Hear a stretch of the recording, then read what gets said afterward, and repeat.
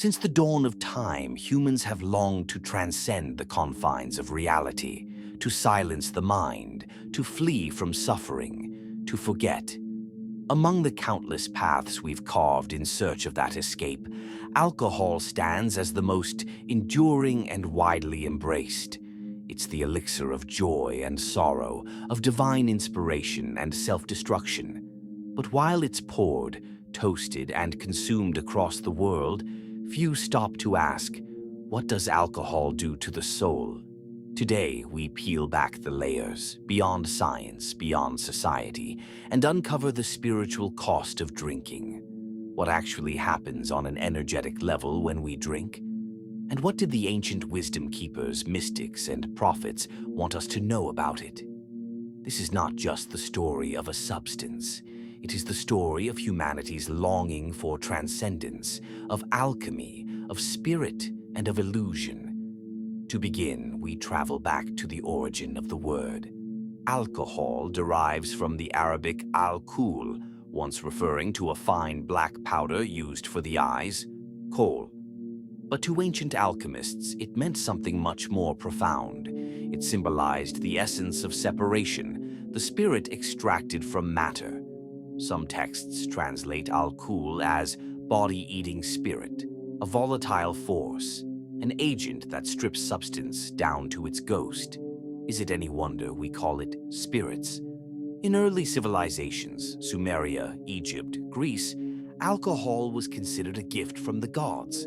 Libations were offered in sacred rituals, and wine was seen as a bridge to divine ecstasy. Dionysus, Osiris, Ninkasi, gods of wine, madness, rebirth.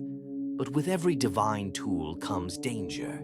The ancients understood alcohol could reveal truth, but also distort it, unlocking gateways not just to the self, but to unseen forces.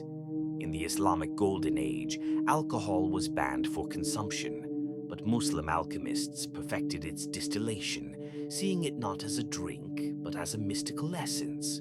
Thinkers like Jabir ibn Hayyan harnessed it in labs, not in taverns. But over time, alcohol shed its sacred skin and became a commercial indulgence. No longer a doorway to the divine, it became an escape hatch from daily life. And with that shift, something deeper was lost. Now, let's look beyond the body.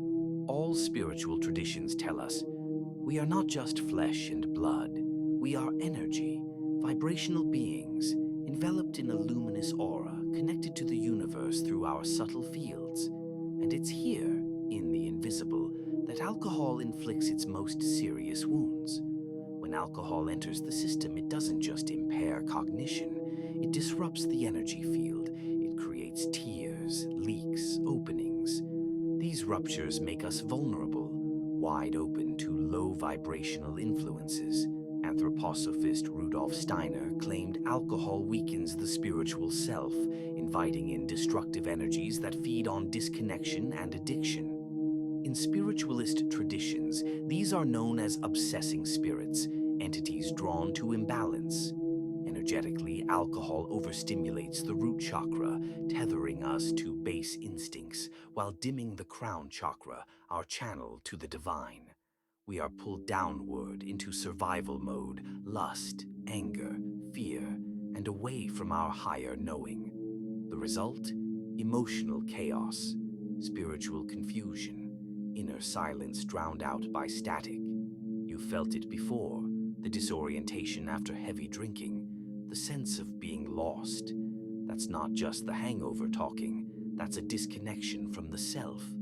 And in group settings, clubs, festivals, bars, this is amplified. The collective aura of a room thickens, the vibration plummets, instinct takes over. It's why spiritual traditions often caution, avoid intoxicated environments, not out of judgment, but out of energetic protection. But there is hope. The human energy field is resilient. With intentional practice, we can repair the damage, realign the chakras, and return to spiritual clarity. Yoga, breathwork, meditation, Reiki. These aren't trends. They are tools of resurrection. Because alcohol isn't just a drink. It's a symbol, a mirror of our spiritual hunger. So ask yourself, why are we drawn to something that dims our light? Why, despite knowing the harm, do we crave the drink? The truth is, we are trying to come home. We're trying to return to the divine spark within us. But somewhere along the way, we were told that peace lives outside of us, in a bottle, a pill, a thrill, and we believed it. Alcohol mimics transcendence.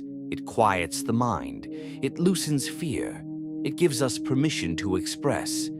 But it's an illusion, a borrowed freedom. And when it fades, we're left emptier than before. The Hermeticists called this quest the search for the unus mundus, the one world, a unity with the divine cosmos. But the path to that world isn't in the external, it's in the stillness within. And alcohol, as countless sages have said, pulls us away from that stillness. Lao Tzu taught that peace comes through harmony with the Tao. Plato warned that indulgence blinds the soul's ascent. Yogananda wrote that alcohol dims the spiritual light. The Buddha forbade intoxicants for their power to cloud truth.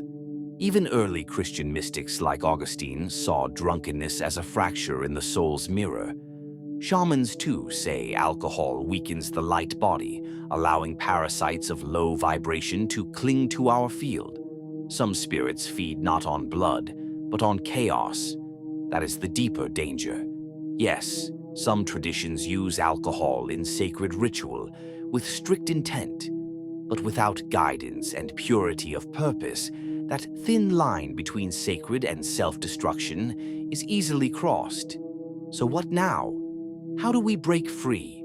How do we reclaim our essence, our joy, our divine clarity, without crutches?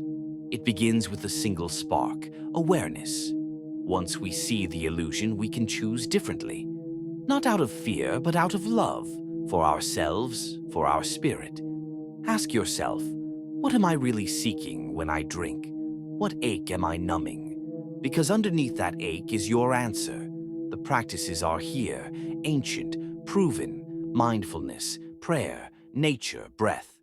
Every step we take inward heals the rift. Every act of presence closes the gap. Even gratitude, simple daily thanks, can shift your frequency. When we appreciate what is, we no longer chase what isn't. And community is essential. You don't have to walk alone. Circles of light exist. Find them. Lean on them.